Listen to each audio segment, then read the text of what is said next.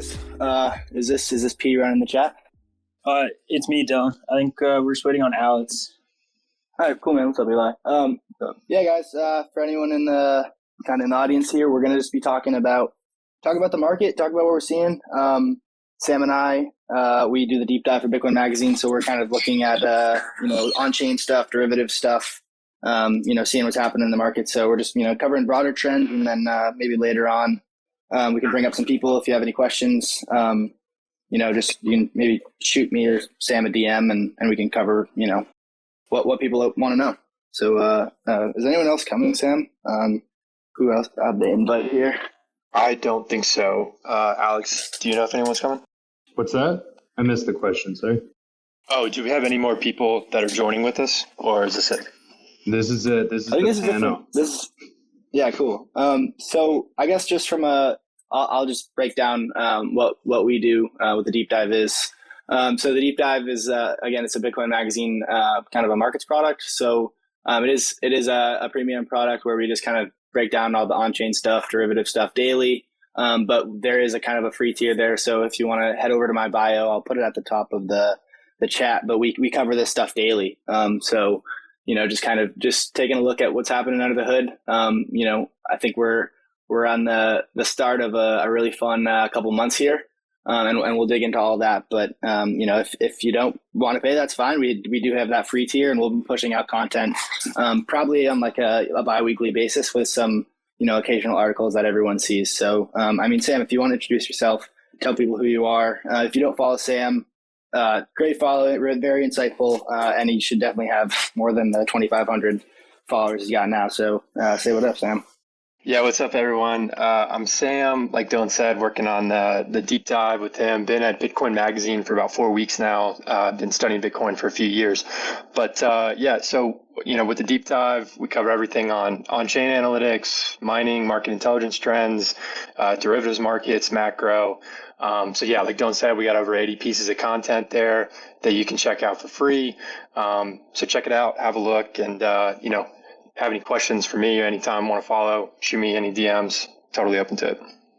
I cut out for a sec. I'm not sure what I missed, but we can break down what we're looking at today. Do you want to dive into that a little bit? I don't know if people saw, but Preston shared with some of where Preston pushed out to his audience, and I retweeted it. Just kind of looking at like the trends between like kind of long-term holders, short-term holders, what that tells us. And kind of, maybe what's that saying as to where we are in this cycle. So what are you looking at, Sam? What are your thoughts there?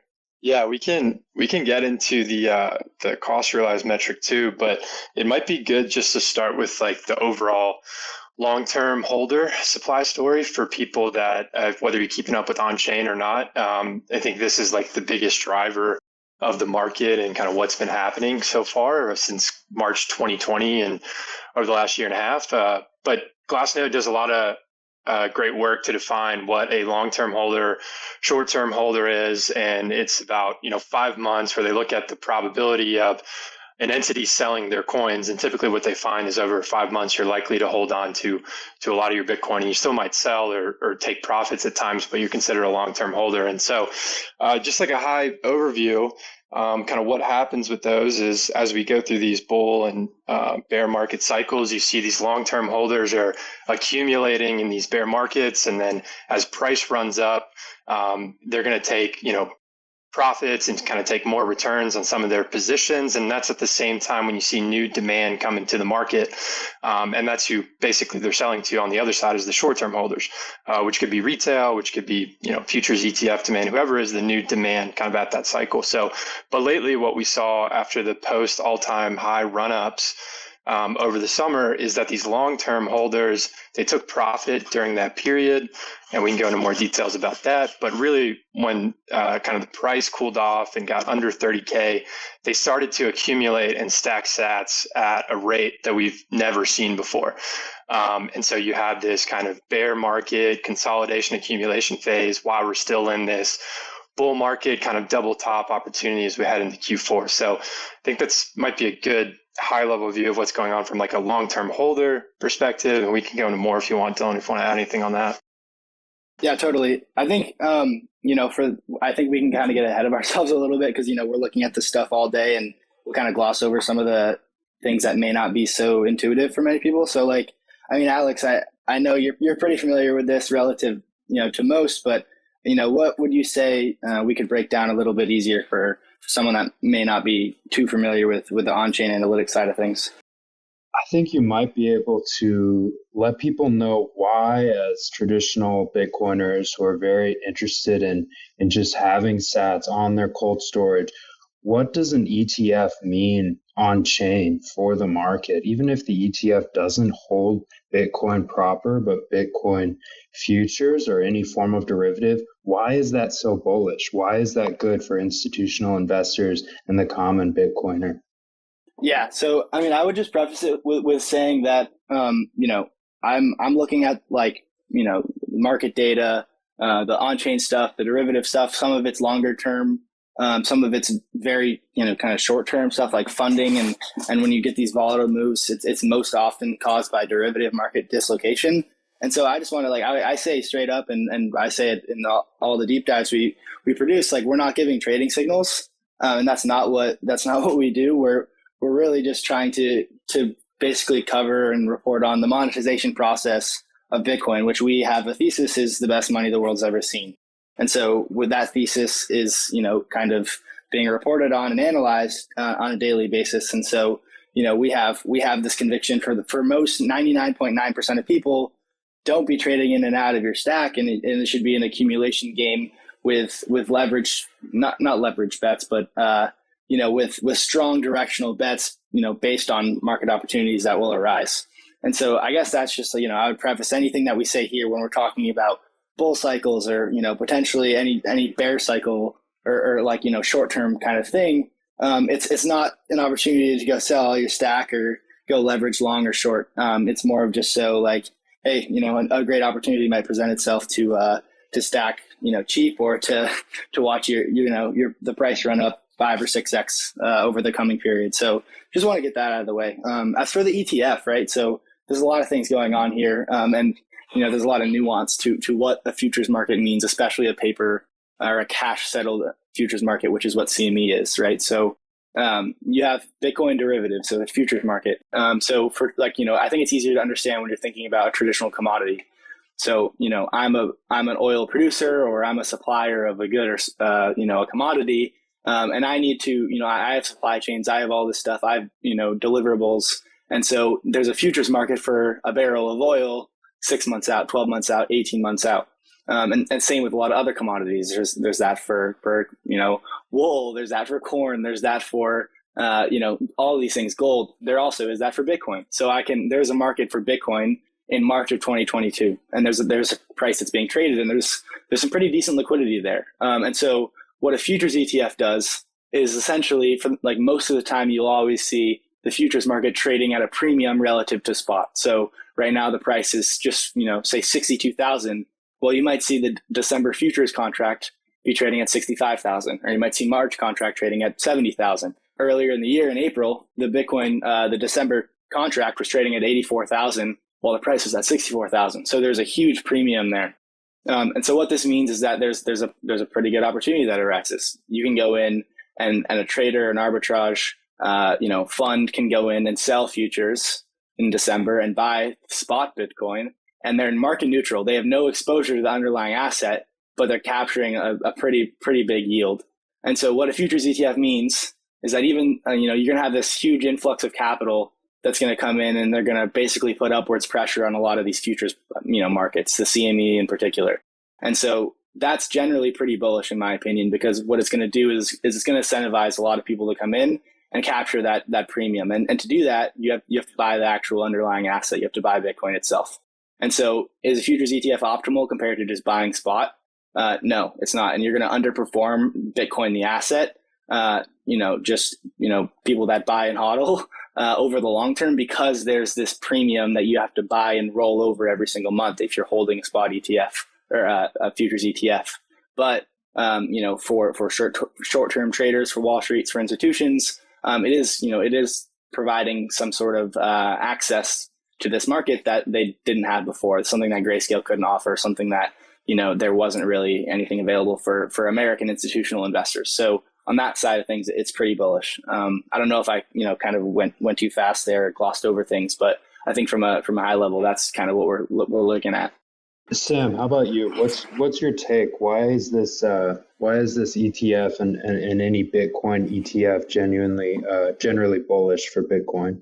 Yeah, sure. I think me and Dylan, we talk about it a bunch, and we get to the same opinion. One, I think it's really funny and kind of ridiculous that the concept for futures ETF is to protect individual investors, and that's kind of the rationale for it. And in reality, to protect individual investors around Bitcoin is to teach them, best custodial practices and buying it themselves. But on the side of the cash and carry trade, the contango yields that people talk about, where you're earning that percent yield by buying spot and selling futures, and you're getting that gain, that's just going to drive a lot of interest into the market to want to do that. And so there's going to be a lot more demand for spot if people want to do this kind of more speculative exposure.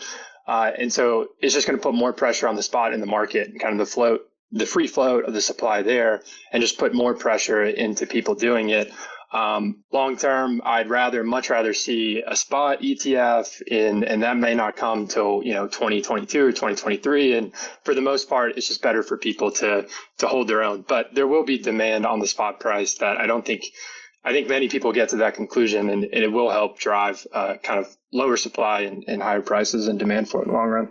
I think something we can compare it to, like earlier in the year, one of the biggest drivers of price was this Grayscale trade that arose, and not many people kind of like understood how significant this dynamic was. But essentially, because Grayscale has been the GBTC trust has been around since I think 2014. But it really, especially kind of with this macro environment switch we saw in 2020, Wall Street really didn't have any sort of way to access Bitcoin exposure. There, MicroStrategy, I guess you could buy them starting in August, but they weren't really they didn't have any significant exposure, and still you have underlying equity risk. So Grayscale was kind of one of those only ways to kind of allocate. And because of this, and because of how the trust works, trading in a secondary market, the trust was trading at a premium to net asset value. So you saw GBTC shares trading basically at 130 cents on the dollar. So what these institutions could do is they could go up to Grayscale, they could give Grayscale $100, get $130 of GBTC shares, and they'd have to sit on it for 6 months. There was a 6-month lockup period. So a ton of capital came in to capture this spread, this seemingly risk-free spread, and Grayscale bought hundreds. I think they bought 250,000 Bitcoin over the course of the year because of it. So like a significant amount of demand coming to arb this trade. Like a lot of these investors they don't care about Bitcoin at all. They didn't care, but Grayscale still bought the underlying Bitcoin because of this arbitrage trade. So, in a zero interest rate world where, junk bonds are trading at less than the CPI inflation rate, not even before default risk, like, monetary policy gone mad. If there's a way to get a 10% annualized yield by shorting Bitcoin futures and buying the underlying spot contract or the spot asset, that's going to take place, and that's a net good for Bitcoin. And so, it's a little bit different in the technical aspect. That's kind of what we're looking at. You're going to have a lot of capital allocators that seemingly like somehow still don't care about Bitcoin itself, but will care about the yield that they can get from this trade. And so, that's why the futures ETF is I would say bullish, but for the hardcore Bitcoiner, for the convicted sat stacker, it's really kind of a nothing burger in my opinion. Okay, so let's slow this down a little bit. The NAV discount on Grayscale is or was a huge arbitrage opportunity, and that, correct me if I'm wrong, is because of the 6-month lockup that you are beholden to when you first buy Grayscale. And as far as I can tell, each underlying share of Grayscale Bitcoin Trust is 0.0009 Bitcoin per share. Now, are those contracts settled in Bitcoin, or that's your peg to the Bitcoin price? How does that work? Yeah, so the shares, you can go to Grayscale and you can give them Bitcoin or dollars, and they give you the equivalent amount of GBTC shares. But because there's a lockup period and then they trade over the counter in secondary markets, so you can go, if you have a retirement account, you can, on Charles Schwab, you can go buy GBTC shares, but they're not trading pegged directly to the price of Bitcoin. They're trading just on their own. And so what was happening was that, you had, $10 of Bitcoin held by a GBTC share that was trading at $12, $13, whatever it was. And now that dynamic is the opposite. You had so many people come in and do this trade, and essentially, as it unwound, as these lockup periods, kind of phased out, you saw basically a bunch of these, seemingly quote unquote risk-free trades unwind, and all these funds kind of puked it out as this $10 of Bitcoin that these GBTC shares hold. It's now trading at like $9 or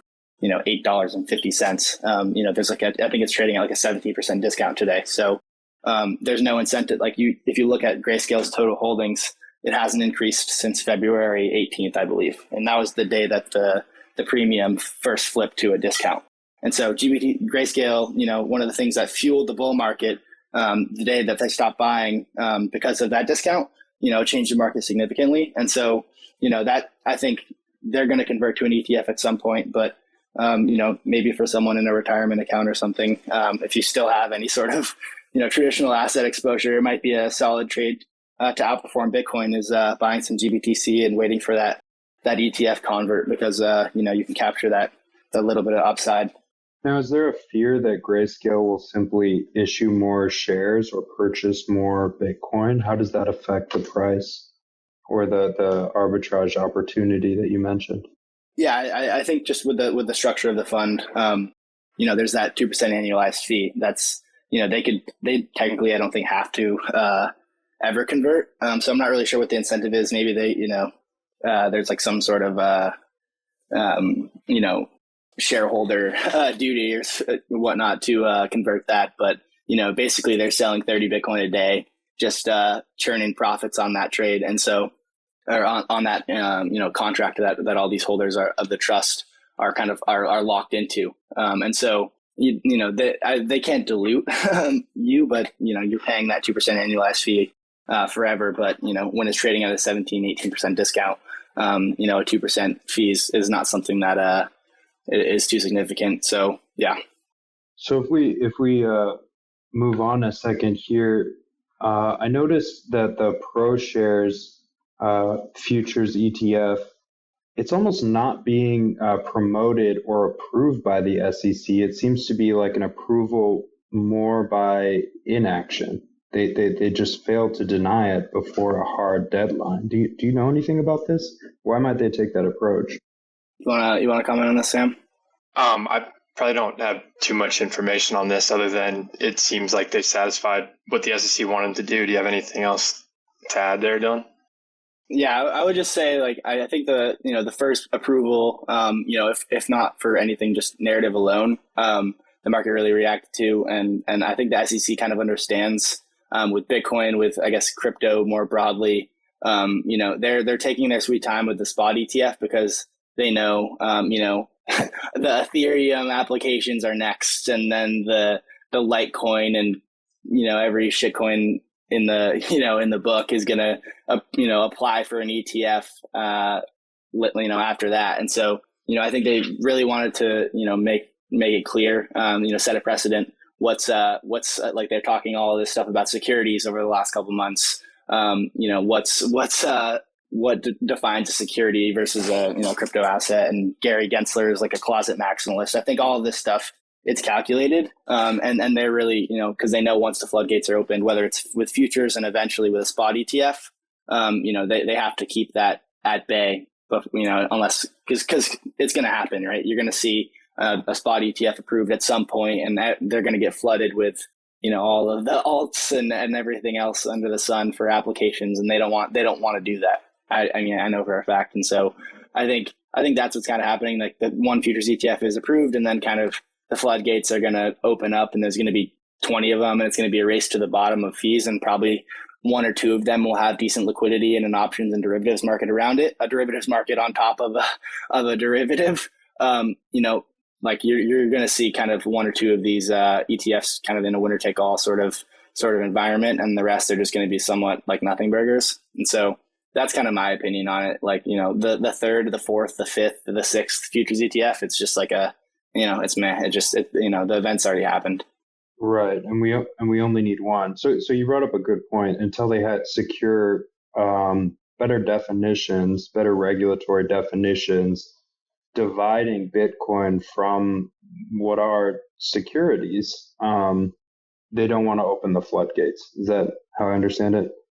Yeah, I would say so. And I don't have any sort of inside information on this, but just kind of seeing what Gary Gensler's been saying and hinting at his past at MIT, teaching a Bitcoin and blockchain course, and the stuff he's said, and talking about Satoshi, like he's inspired, like all this sort of stuff. I put some weight into, but I think that they kind of understand the precedent they're trying to set. I don't think they're too naive in what they're trying to do, and so yeah, futures ETF comes first. I think spot, who knows when it comes, maybe 2022.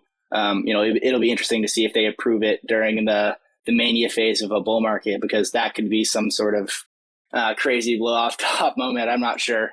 Maybe they wait for some sort of drawdown and interest to kind of die down and a 40% pullback or whatever. I don't really know that they're thinking there, but I know that they're doing this and rolling it out slow and sort of calculated, because they know what one approval means for the market. Is Gary Gensler allowed to buy Bitcoin? Why not? I don't know. I don't know how that works. The chairman of the SEC making regulations that will surely affect the price if they're allowed to hold the underlying assets. I mean, Bitcoin's not a security, so Yeah. Yeah. And it's pretty normal for Fed chairs to do that as well. So probably can. Nice. All right, Bitcoiners, I want to tell you about our newest sponsor. This show is brought to you by Ledn.io. I have been super, super impressed with the guys over at Ledn. I've actually known the co-founders, Adam and Mauricio, for a very long time. I've had the pleasure to watch them build Ledn up from a tiny, tiny startup to now a super impressive institutional grade Bitcoin and crypto lender. Y'all, I'm so impressed with these guys. They are offering some of the best rates out there. I don't think anyone even comes close to touching them. You can get 6.1% APY on your first 2 Bitcoin that you deposit into Ledn interest accounts, and you can get 8.5% on USDC deposits. I mean, I know all the competitors. They're not even close. If you're going to put your crypto and your Bitcoin into an interest account, Ledn is by far the best. And on top of that, like I said, these guys are hardcore Bitcoiners, and they know the products and the services that Bitcoiners want and appreciate. They come up with B2X. It allows you to put your Bitcoin in, they leverage it up, and you can, with one click of the mouse, get twice the exposure to Bitcoin. So if you're super bullish, Ledn has you covered with a super, super easy way to get leverage with B2X. And then on top of that, they know that Bitcoiners care about your reserves. They know that Bitcoiners don't like under reserved and not full reserved financial institutions. So they are pushing the frontier in transparency in the digital asset lending space. And they are the first digital asset lender to do a full proof of reserves and proof of attestation through a Mariano LLC, a public accounting firm. So the Ledn guys, they know what Bitcoiners like. They are legit. I encourage you guys to check them out. Do your own research and go to Ledn.io. That is LEDN.io and learn more. So let's talk about the price. How much of this do you think is putting us at 60K and above for the last 4 days? I mean, I would say, like, again, it's at this point, it's more narrative than anything. There's going to be a lot of boomer capital that's probably going to flood into the ETF, and maybe it doesn't. And then, maybe it's sort of a fake out and we will drop a little bit. But I think more so is, like, a lot of times you'll see with the Bitcoin market and price, it's like people trying to ascribe a certain, event or news, thing on the price action. And really, a lot of times it has nothing to do with anything. You see on CNBC, it's like, oh, this bank is offering Bitcoin custody services. Bitcoin's up 7%, and it has nothing to do with the bank. It has everything to do with just supply and demand dynamics, and there's an imbalance there, so the price went up. And I think that just that's what's driven the move from 30K to 62 today or whatever it's trading at. Is just an underlying supply and demand imbalance. Long-term holders are are not selling, and that free float is shrinking every single day. And so, an ETF and what it'll do to the market and the narrative, and potentially, increasing that incentive to come in and bid the spot price up. That's obviously a good thing. But what's driving the price isn't a futures ETF. It's demand to buy and hold Bitcoin. And none of the holders wanting to sell at 62,000 when they kind of understand the game that's being played. Yeah, I mean, I would add into that. Although I did really appreciate the announcement today that investment brokers is going to be rolling out the capabilities for their IRAs to be able to have Bitcoin and cryptocurrency in their portfolios. I think long term that's an incredibly bullish market that I think they have around something of 360 billion assets under management, but really the market opportunity, and I haven't double checked this number, but that's been floating around for on Twitter today, is around $100 trillion kind of in the market for all these assets under management for these kind of investment advisors. And so that's one of those more kind of long-term trends that, even if someone's taking 1% to 2% allocation in their portfolio, that's exciting news to see. But at the end of the day, with Dylan, I agree in the same way that kind of holders' behavior and their level of conviction over the last year and what we saw after the all-time high and how people were stacking sats in this kind of unprecedented way and taking supply off the market is really driving that. So any type of retail demand or kind of increased demand that comes into the market now is just going to significantly drive price higher. And what are we thinking here? What's your 1 year from now? What are significant events that you think will happen? What's your price prediction? Yeah, I mean, always a fun question. I don't know. I would just say that anyone kind of expecting a top right at the top tick right at December, or like I've been saying it as well, like Q4 this next couple months, 90 days, 3 months, it's going to be very, very exciting. And I think it's going to blow a lot of people's minds, especially people sitting on the sidelines with no or very minimal exposure. The global FOMO will be real, but I mean, I guess just from what we're looking at, the stuff you can literally see on chain with holders, long-term, short-term supply and demand imbalance, like the reflexive part of the cycle, the mania part of the cycle, both anecdotally, right? When you're just looking at sentiment, a few percentage points from all-time highs, like the mania part of the cycle hasn't started yet. I would compare where we are to kind of like almost, 17, 18,000, like November of 2020, as, we're kind of flirting with that all-time high. And then the next, a month and a half later, the price has doubled, and it, goes on to, increase by another 20, 30,000 from there.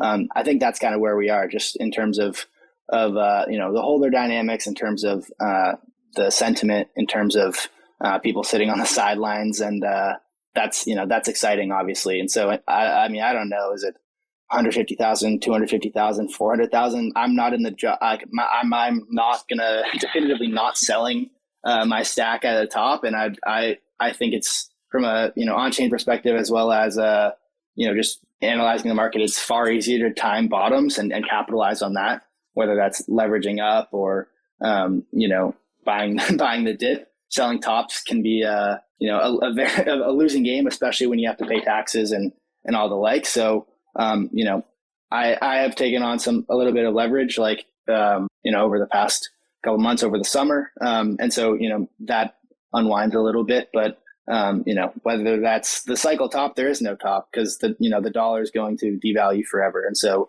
having a 10-year, 50-year, 100-year thesis on Bitcoin and what it means for the world, $1 trillion market cap is nothing.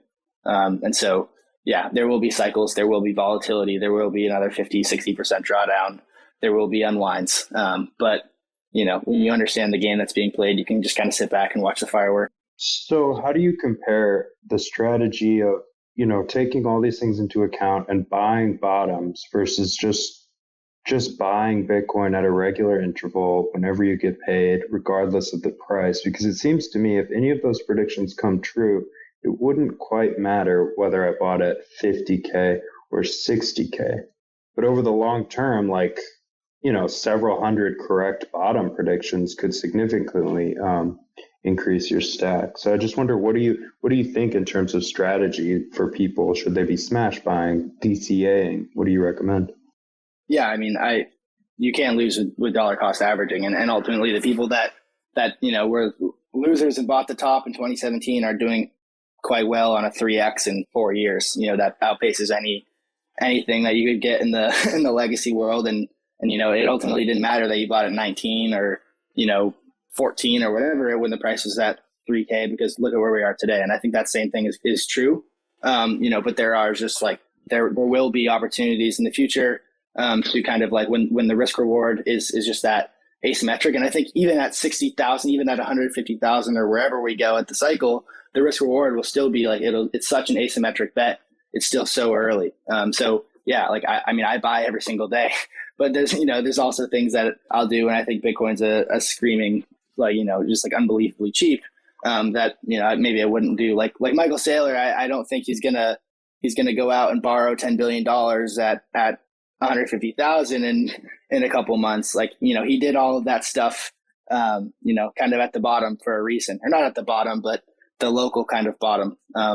These are the things that you can do to kind of capitalize. And I'm not saying go borrow or leverage the house or the farm. Like that's not what I'm saying. I'm just saying, there's times when you can capitalize and really, do something that will pay massive dividends in the future. And those are the things that, it's far easier to go borrow some money that, you can pay off with cash flow. When you think Bitcoin's really cheap and it's 50% off from the highs, it's way easier to do that than it is to perfectly top tick the top and sell your stack and then wait for Bitcoin to go down more than 30% after all your taxes and buy it lower. Like just in terms of executing those two strategies, the timing the bottom, quote unquote, even if it's not perfect, is way, way better.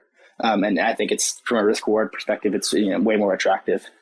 So Sam, similar question for someone so entrenched in Bitcoin technical analysis, what's the strategy? There's a good reason why me and Dylan work together. It's because I think we generally agree. I think you have to come into this with a strong conviction on a long time preference and a long time horizon. And what do you want to get out of Bitcoin? And for us, it's that we see it as the future, and that we see it that it's only 1% to 2% of adoption today with an inelastic supply that is really a function of as more people come and adopt in, price is going to increase. So I'm looking at this thing as a 10, 20, 30 year plus technology, something hopefully that can last for 100 years. So really it's just for you, like where are you at in your conviction? Like where are you at in terms of the risk that you want to take with this? And for me, it's just that I'm thinking about this in a much longer time horizon. So I tell people first to get that level of conviction, and I'm stacking and using it as a savings vehicle for kind of myself and my family. And so once you get that level, I don't even think about trying to time market tops and bottoms, although we have good metrics to say, hey, maybe this is a good 20, 30, 40% discount for someone. That might be a better buying opportunity than you are just maybe stacking every week or every month or whatever you're doing. So there might be opportunities there when it's low. In terms of market tops, like if you're planning to hold for 10 years, what does it really matter in terms of a market top coming this cycle? If you expect it to have another cycle in 4 or 5 years, or maybe those cycles get shortened and we have more kind of hyper Bitcoinization and kind of go up the growth adoption curve. I just think that's the better way to go about it for me. But look, if you want to, there are long-term holders that are taking massive profits off the table at times during like these rise in kind of cycle tops sometimes. And it's hard to turn away if you're making $900, $1,000 or 1,000% in profit rather. So I think it's to each their own. I think it depends on what your level of conviction is at and where do you see this playing out long-term over the next 30 years. So how do you keep from the fact that you have to denominate in fiat often to do this technical analysis? And I know you guys use both, but which one do you use more, and how do you keep the fiat denominations from priming you to one day make a trade out of the world's strongest asset? Yeah, I think kind of just, repeating a little bit of what I said a couple of minutes ago, in the sense that, selling Bitcoin for dollars at any price in the future, in hindsight, will look pretty dumb. But what you can do is with an increasingly financialized monetary asset, and people think of that as a bad thing. It's not. The fact is that it's not very available for retail. But the fact is, if you're sitting on a good stack of Bitcoin, you don't have to sell ever, and you can finance your lifestyle and anything you want to do whether it's for your business or on a personal level, and you can do it, maybe not today, but into the future at basically, the lowest cost of capital on anywhere on the planet, right? There's no counterparty risk for over collateralized lending. There's a reason that, all these Bitcoin miners are not selling right now. And it's because they're putting their Bitcoin away with a lender, and they're over collateralizing. They're borrowing for, Fed funds plus 200 basis points. They're borrowing for 2%, 3%. And that will be available for retail in this cycle, I believe. And so, when Bitcoin draws down 40%, 50%, and you have, your entire net worth in this asset, well, you can go borrow with no risk to the lender at the lowest rates in the world. And maybe you buy a little more Bitcoin with that. Maybe you finance some sort of investment. And that's kind of the reality of Bitcoin's monetization process, is that it's going to become increasingly intertwined with the financial system. And that's a good thing. What would a bank rather have as collateral? With a house that's, in a potentially illiquid market, it's not fungible, or would they rather have Bitcoin, a global monetary asset that trades 24/7, has liquidity in every jurisdiction on the planet? And it's really a no-brainer, but that, the market isn't pricing that correctly today. And so that's where the upside is, in my opinion, is at any time we see these, 50, 60% drawdowns, right? Like Bitcoin's 29,000, right? Like you can take 10% of your stack and borrow against it and, make an investment or buy some more Bitcoin. And that's not something where, you're not going to lose everything if Bitcoin draws down more, because you're very over collateralized and you're fine. So, I think that's kind of where, how I think about Bitcoin versus fiat, in the sense that, eventually, if we're right in our kind of thesis here about where Bitcoin's going, the fiat denominator in BTC USD is going to crumble. Eventually we're not going to get a lot of signal from that, because trust will be lost, in a global financial system and a global monetary system where, zero interest rates are everywhere and debt levels are higher than ever, and credit quality is crumbling, right? We kind of know that this house of cards is falling. And so, if you're just stacking and hodling, you're set. But there will be definitely some opportunities to kind of, make some more, or, leverage the fall of fiat to your advantage. So we've made the case for the Bitcoin ETF and the need for a competition of other ways to provide access to Bitcoin or Bitcoin price exposure to people and investors institutionally who would otherwise have none. So what does the ideal Bitcoin bank or Bitcoin lender look like to you two? Sam, you want to hop in on here? Yeah, let me give it a shot. I mean, one, I would say, like, if thinking of Bitcoin and how it's going to be lent in the future, I think Nick Bhatia does a great job of explaining like what a layered money Bitcoin system could look like, and what's going on there. But I think really it has to be kind of Bitcoin is taken at this pristine collateral in the market. And Ovik Roy just wrote a great piece in National Affairs on talking about how Bitcoin is going to compete for essentially U.S. treasuries in this declining U.S. fiscal reckoning that's coming.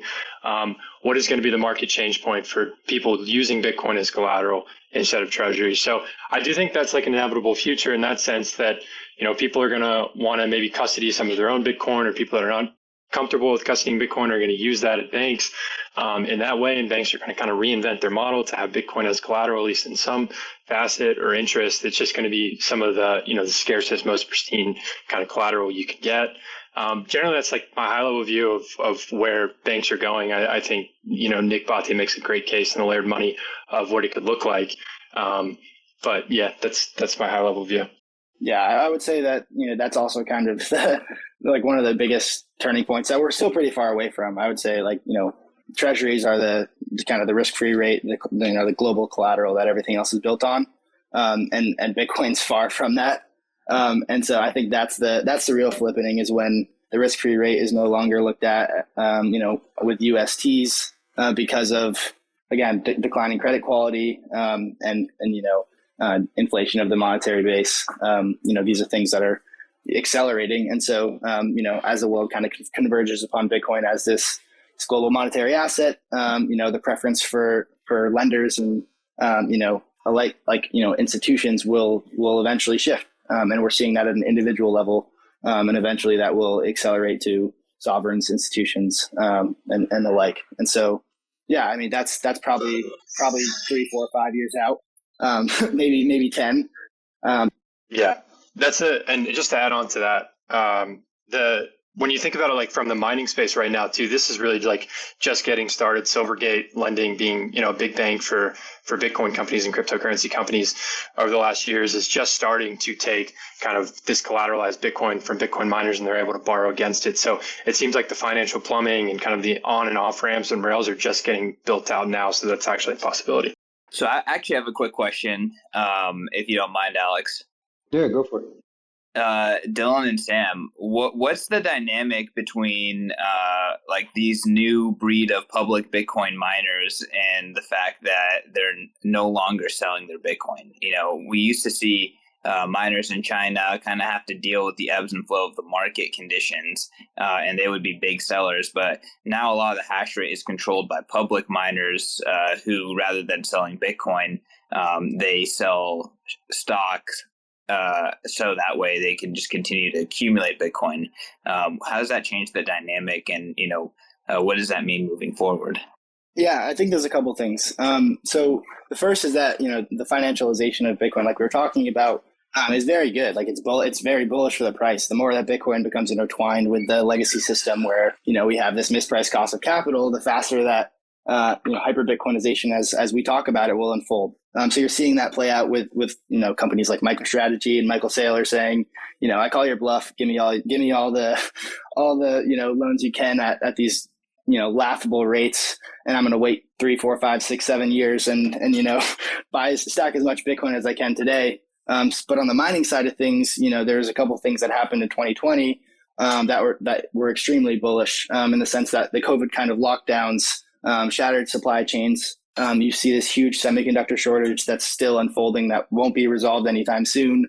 And then with the price run up, what you're seeing is that the actual the hash price, so the miner revenue divided by the hash rate, has 4 or 5x over the last year. So from a revenue standpoint per hash basis, miners are extremely profitable, especially when when they're plugging in these new machines. It doesn't even matter the power source or how expensive it is. They're deep in the money. And so when you add that dynamic to the fact that they can borrow against their holdings, against their ASICs, against their their kind of operations for extremely low costs, you're basically seeing that selling pressure basically evaporate. And so I'm a fan of the stock to flow, the halving cycle stuff, but I don't think the biggest driver in the price today, or in the future in 2024 with the next halving, is miners or the kind of that 900 BTC issuance that we see today, because again they're not selling, and for the longest time during the early days of Bitcoin, they had to sell because no one wanted to finance or work with Bitcoin miners from a kind of a corporate perspective. But that's changed, and again very very bullish on a longer time scale. Yeah, and I'll just add from a supply perspective in terms of share, you typically see kind of minor balance of a Bitcoin supply, pretty flat over the last few years, through history. But now you get in this interesting dynamic where whether it's Marathon or Hut 8 or Riot, all of them are committing to holding as much Bitcoin as possible. And so, right now in those, you could take the top 6 or 7, 8 Bitcoin miners, and they're holding over $1 billion worth of Bitcoin right now. So then if you talk about there's huge incentive and upside for them, for their business and for their valuation to have that, and for their shareholders to, hold that Bitcoin as much as possible. So if you get a 3, 4x price move, the industry just kind of, market cap goes crazy overnight. So I think that's one of the most interesting dynamics over the next few years, where we'll see kind of this behavior where, miners are going to try to hold and as much Bitcoin as they can if they don't need to spend it for operational CapEx costs. And then hopefully see that, share increase of circulating supply. And that's just kind of more supply shock to the overall space. So right on that, what do you guys think of Jack's call to make mining more competitive for the average, for the retail investor, almost just more plug and chug, rent a mine services? Yeah, I mean, I think it's something that takes some time, building out ASICs or even just getting chips, semiconductor chips from these foundries that are, that are servicing the biggest companies in the world. Bitcoin miners are far down the totem pole in terms of getting these ASIC chips. So It's going to take some time, but it's retail mining, like all this stuff. It's pretty, it's a good trend to see, just from the hash rate distribution standpoint, as well as you can do a lot of cool things with ASICs and the heat byproduct they give off, like heat your home in the winter, and you kind of amortize some of that cost into a Bitcoin position, or like I've seen like heating hot tubs with ASICs, like these sort of things are kind of cool. But I think over the long term, Bitcoin mining gets commodified, or kind of just it's a race to the bottom, where hash rate in my opinion, hash rate will increase forever, or forever, is maybe a generalization, but with Moore's law and just what we think happens with the price of Bitcoin, I think it's going to be a race to the bottom, and it'll hard to be competitive on a large scale, like it is today, where everybody can just plug in something into their outlet wall and essentially be making money. I don't think that with the difficulty adjustment with the future halvings, I don't think that stays in the future. But right now it is extremely lucrative, and it is nice to see home mining with things like Compass and other hosting solutions kind of take off a little bit. It's encouraging. Bitcoiners, I am so excited to tell you about the Bitcoin 2022 conference. You guys, Bitcoin 2021 was absolutely a smash hit success. It was over 13,000 Bitcoiners coming together, breaking the barriers on who can come together and celebrate freedom, celebrate Bitcoin, and the energy was absolutely electric. Unfortunately, it was just oversubscribed. There's just people flowing out everywhere. And this year we are making the conference bigger and better. We are moving over to the Miami Beach Convention Center, and we are going to be throwing a massive 4-day festival for Bitcoin, celebrating Bitcoin, bringing together the greatest minds in Bitcoin and the greatest businesses in Bitcoin. And lastly, the culture of Bitcoin all together. We have a 4-day extravaganza planned for you guys for Bitcoin 2022. Day one is going to be Industry Day. It is a day where you can buy a special ticket in order to just mingle and make business deals happen. Day 2 and 3 is going to be a full-blown Bitcoin conference. This is our main conference. This is going to be on April 7th and 8th. And then lastly, we have the Sound Music Festival, Day 4. Imagine going to Coachella, but for Bitcoin. There's going to be very few talks. It's going to be all about the culture of Bitcoin. It's going to be all about hanging with your fellow plebs. It is going to be an absolutely amazing time. There's going to be Bitcoin musicians, Bitcoin artists, and all your favorite Bitcoiners, and just an amazing environment to party and just see it all, soak it all in, and to get people to realize that a Bitcoin world, a world filled with Bitcoin people doing Bitcoin things, is the world that they want to live in. That's what Bitcoin 2022 is all about. That is what the Bitcoin conference is all about. That's what Bitcoin Magazine is all about. So it is going to be a celebration of Bitcoin, the Bitcoiners, and this amazing movement that is going to make the world a better place. Go to b.tc/conference, learn more about the Bitcoin conference, learn more about all the amazing things that are happening in Miami around the Bitcoin conference, and buy your tickets. And guess what? If you buy your tickets with Bitcoin, you save $100 on all the tickets and $1,000 on the whale pass. So if you want the VIP pass,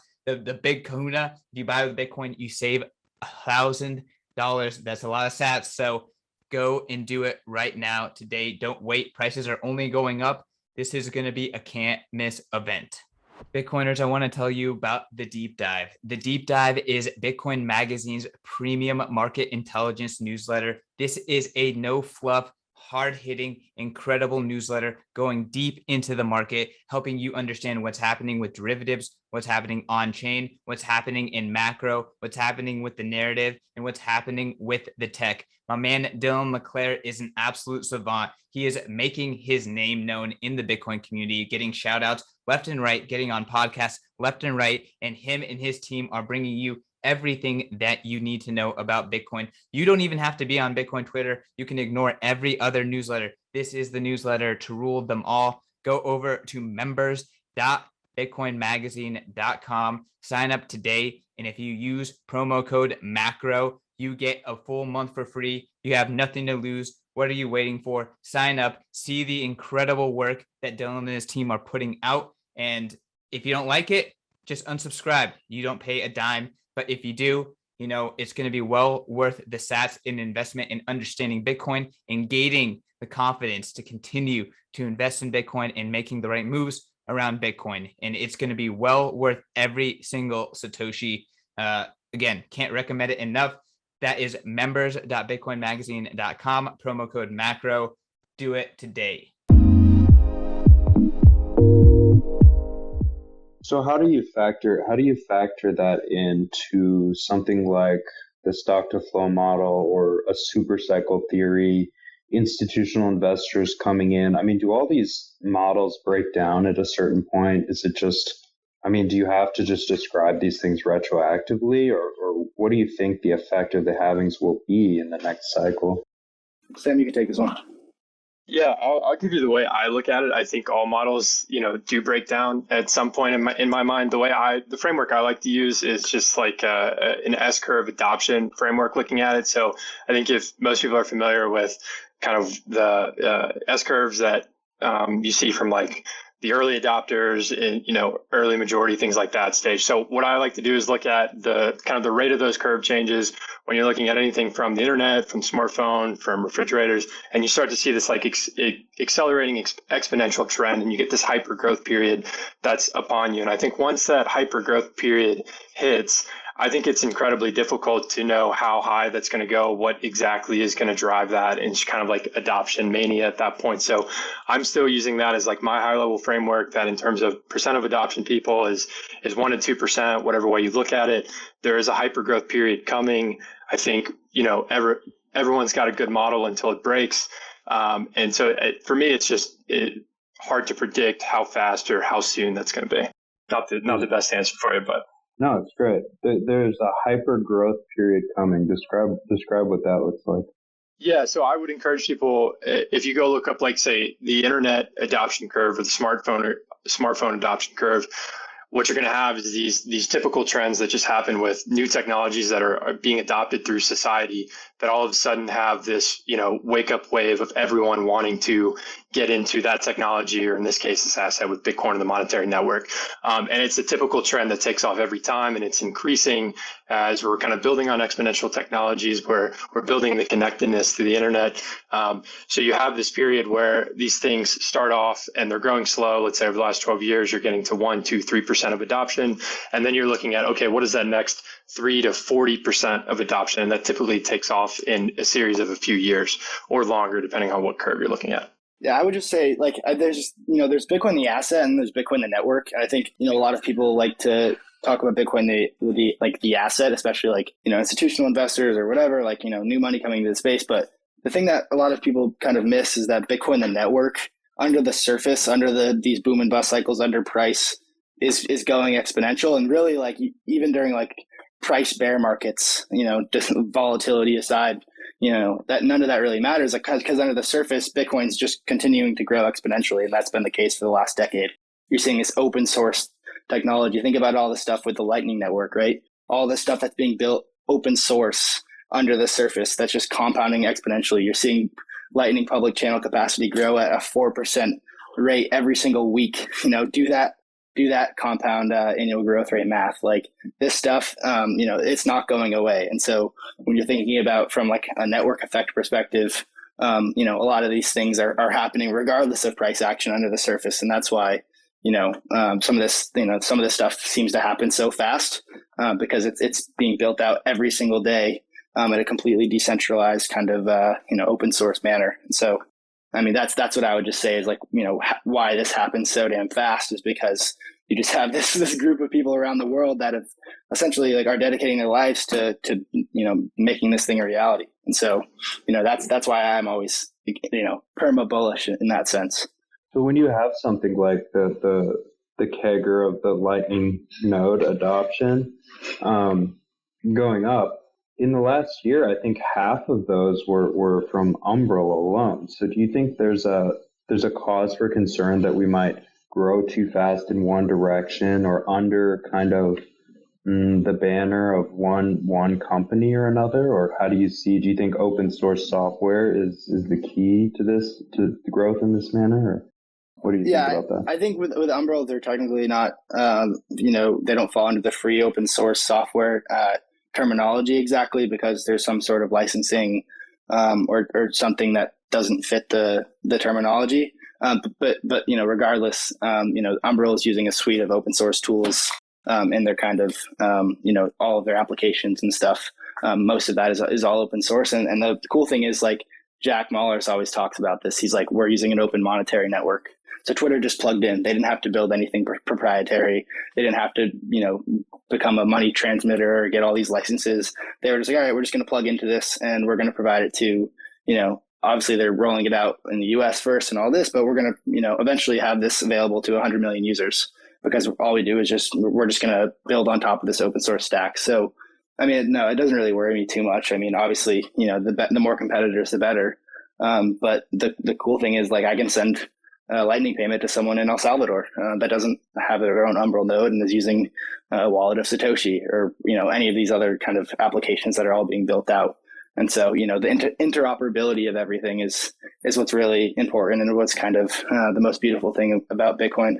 Yeah, it's crazy. I mean, that's a huge point. Like, none of these companies have to make anything proprietary, really. I mean, Jack and Twitter, the Twitter devs were able to roll this out in like 4 months after announcement. So my question is, what's the deal with Apple and Facebook? I mean, we know Facebook's like kind of like on a monomaniacal quest to make their own currency or whatever, but like, why doesn't Apple support Bitcoin in any capacity, and what will drive them to?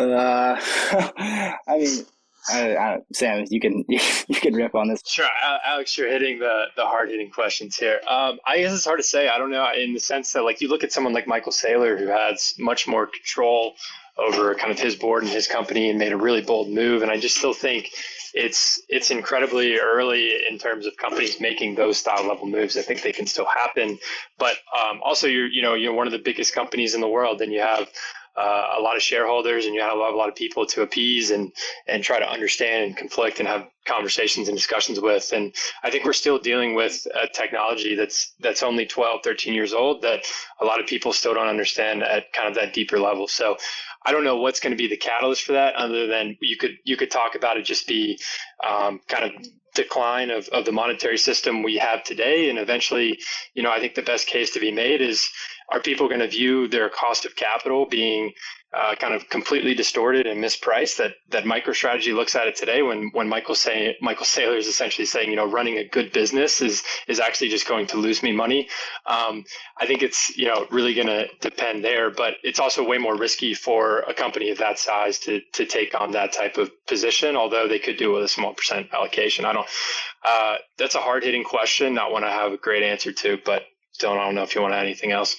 Yeah, I mean, I just, if you're talking about something like Apple or, like how much money and R&D has Apple put into developing Apple Pay and all this stuff over the years, just, to adopt some, neutral open source technology. I think, they've kind of made a name for themselves by just building it all proprietary and getting all the talent and market share and just kind of, monopolizing everything. So for someone like Apple, it's maybe against the grain to kind of go adopt some open source technology, but the game theory says they'll have to come eventually. And so, stack while you can, plebs, because Tim Cook and his $250 billion treasury will come one day.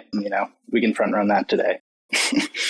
Yeah, that's a great point. I think until they start to see basically shareholders and people jump ship for something like a Square, which is still, relatively, compared to Apple, a small company. So I wonder, have you looked into at all the reporting regulations of these companies? Because as it stands, Tesla and MicroStrategy are not allowed to change their income from their Bitcoin upward. They can only impair it downward quarterly and report that if the price goes down. Do you know anything about this?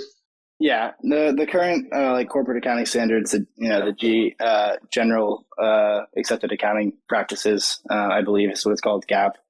It's not favorable for Bitcoin holdings, where you get your losses get marked to market and impair your earnings per share. But when Bitcoin increases in price, you can't realize any of those gains because it's treated as an intangible asset, you saw kind of like Michael Saylor and a few other kind of people like tweeting about getting these standards changed. And I think that comes eventually. But, really it's like, if you understand the thing, it doesn't matter. Like, oh, MicroStrategy had a loss because their Bitcoin holdings decreased in value quarter over quarter. But, who cares? Because, they've basically upgraded their balance sheet and their stock prices quadrupled. So, ultimately, like, oh, you have an impaired loss. Okay, who cares? And I'm not sure. I don't know. Maybe Sam knows this. If you can write that off with your taxes, but if you can, like, that's a win-win. You can mark down a loss, and you don't even have to realize it, and you can cut your tax bill. But I'm not sure if that's how it works. Yeah, I'm not sure either. What you outlaid is to the extent that I know. Yeah, so I mean that'll change in due time. But it's again, there's just an opportunity as we kind of change from the old guard to this new system. There will be kinks, but they eventually all get worked out. And so people that kind of take advantage of the opportunity, are gonna reap the rewards. Do you see any companies that are next in line to put Bitcoin on the balance sheet? And if so, what kind of effect does that have in the data you guys are going over day to day? I mean, are you watching these kind of Bitcoin market cap of these companies day in, day out, or do you think it has a negligible effect? I mean, yeah, I love looking at just like equity indexes and market caps of different, kind of conglomerates in Bitcoin terms. Because, I wrote an article, I literally, it was on Bitcoin Top, April 14th. It was that Coinbase, it was the day they IPO'd. It was like Coinbase is not worth 2.5 million BTC. Because when you're looking at the market cap of Coinbase in Bitcoin terms, it was that valuation. So I'm not sure what Coinbase's market cap is today, but I think, as an investor, I like to think of things in a value framework, and my unit of account is Bitcoin. So you can look at all these things in Bitcoin terms, and for the most part, maybe besides like MicroStrategy or a couple equities that hyper Bitcoinize their balance sheets early on, they're going to underperform. That's quite literally why you see Michael Saylor. The last time he bought Bitcoin is like $180 million worth. Where did he get the money? He sold equity to do it. So Michael Saylor is telling you that my equity is overpriced because the cost of capital is distorted. So we're going to sell equity and buy Bitcoin. So we're going to increase our sats per share, and we're going to shave off some of that equity multiple because it's overpriced. And so I think, broadly, when you're looking at every asset on the planet in Bitcoin terms, that's the story of the last decade. And that's going to be the story for the next decade. And so, the few kind of,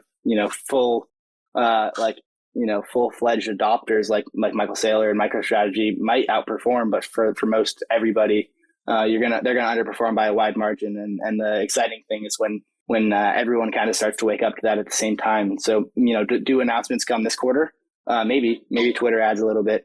Jack doesn't have as much control as he does at Square, but I think you'll start to see some small allocations.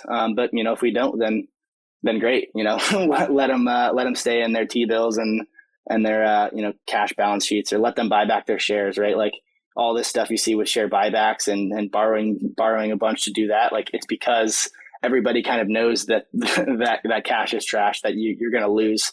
But Bitcoin wasn't clearly the solution, and still isn't clear for many market participants, for most. And so the opportunity is that you can front run that. And so does that happen this quarter? I don't know. I suspect it does on the margin. But just, one more kind of Tesla announcement, like, hey, we put 2% of our cash reserves, is meaningful. And then the Bitcoin free float is small enough where that'll send the price parabolic. But, that's my opinion. We'll see. Dylan, I have a question for you. What happens first? A FANG company puts Bitcoin on its balance sheet, or another country? I would say another country, but maybe that's a losing bet because the countries don't have to announce it, and the game theory says they shouldn't announce it. The timeline seems to have accelerated with like Bukele from El Salvador, like live tweeting about buying the dip and trolling the IMF, which is like, who would have thought we would have seen that in 2021? It wasn't on my bingo card, but I think nation states and maybe sovereign wealth funds are already buying under the surface, but they're just not announcing it. And so I don't know. I would, I don't know what's going through the FANG executive's head. I don't know how close they're following Bitcoin when you're covering it every day and talking about it like us, it seems so obvious. But, a lot of these guys are looking at, look at CNBC when they're talking about Bitcoin. It's like Bitcoin, and then under it's like XRP, Dogecoin, and EOS. Like these people, it's still a joke for most, right? Like they haven't come to this conclusion. They haven't dug deep. So, I don't know. I would say country probably, but I don't think we'll find out.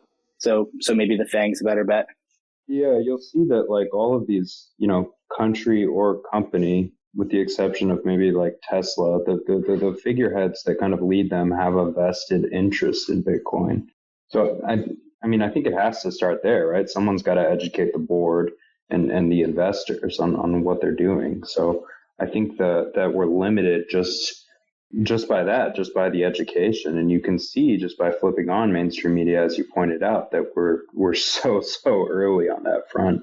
But I think that these like the doublings that we just saw in Tesla's investment, in Square's investment, in MicroStrategy's investment, all in the last week doubled their investment on Bitcoin.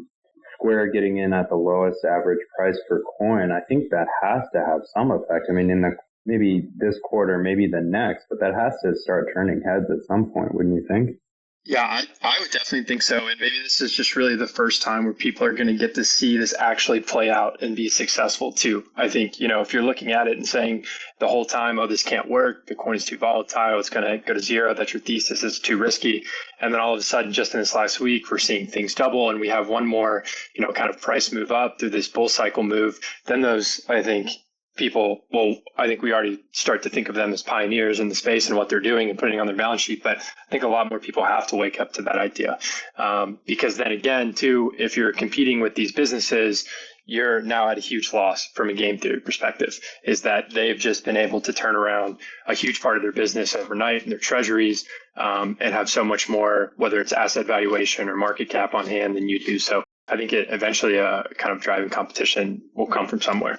Okay, so where's the danger of having these leaders who bring in, who are really in some ways adding to the market cap of Bitcoin, but what's the danger of them leading us off the rails of affecting Bitcoin downward and towards a dollar value, but also just, in Elon's case, just steering people in the completely wrong direction, just with a bait and switch. Do you guys collect any data on this kind of thing, or?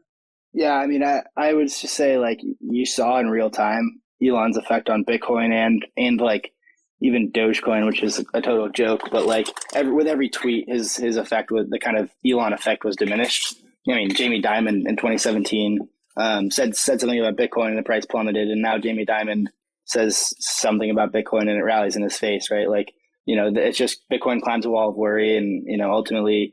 It doesn't matter, because no one represents Bitcoin or talks for Bitcoin. It's just kind of omnipresent, and so right. These leaders or actors that get involved, even bad actors, right? Like Bitcoin is for enemies. People were claiming that Bukele it was a dictator, and his past isn't great. But again, no one can stop him from adopting Bitcoin because. It's this neutral apolitical, technology. And so, that's just the reality. And anybody that can't accept that or come to terms with it is in for a tough few decades. Yeah, interestingly, in the case of Bukele, he's foregoing a lot of monetary power to those who are going to take Bitcoin adoption seriously in El Salvador. It's just the opposite of what a dictator would do. And I don't think he's unaware of the fact that he's actually giving people property and the possibility to accumulate wealth for the first time. 100%. So Dylan, Sam, do you want to tell people where they can read more of your work? Yeah. So for those who weren't here at the beginning, Sam and I put on the deep dive for Bitcoin Magazine, which is just, a kind of a coverage of the Bitcoin market from an on-chain perspective, derivatives. We cover kind of the stuff happening in the legacy world and the macroeconomic backdrop, and kind of just tie it all together and try to give an informed picture. And so you can see up top, we kind of linked that, the deep dive. At the top, we're on Substack, and we took our first few months of content where we transitioned platforms recently, but we took our first few months of content and made it all free and viewable for all. So that's like 75, 80 pieces of work. So you can go read all of that. We have a free and paid tier. So if you don't want to pay, we'll send out probably one or two pieces a month, just kind of giving you an update of what's happening. And for paid subscribers, we'll send out stuff daily. And so, yeah, I mean, just kind of the stuff we talked about at the beginning with the on-chain trends, short-term time frame stuff, long-term time frame stuff. We just kind of like to document it out. And so make sure to check that out and, give Alex a follow if you don't, because, they know what's up and they're on the latest trends. Do you guys want to go more? Do you want to open it up for questions? What's the plan here? I gotta run here, but this was a lot of fun. So, thanks for hosting, Eli, in the background there, and thanks for kind of moderating, Alex. Yo, I want to give a quick shill for our latest print magazine that just dropped. We are in the pre-order stage, so you can subscribe to the El Salvador edition of the Bitcoin magazine in print. Highly recommend it. It's going to be absolutely fantastic. And, I've already seen the PDF. I know what it's going to look like. And I was just absolutely stunned by how amazing of a job our team put together. And we're going to be rolling out print magazines every single quarter moving forward. So a lot of fresh Bitcoin magazine content coming out. So you can use promo code CK21 to get a discount on that too. And of course, Bitcoin 2022 in Miami, April 6th through the 9th. So I think we have promo code Satoshi for that for 10% off. Also, if you pay with Bitcoin, you get more discounts. So get all that stuff. See you guys later. Thanks again, Alex. Thanks again, Sam.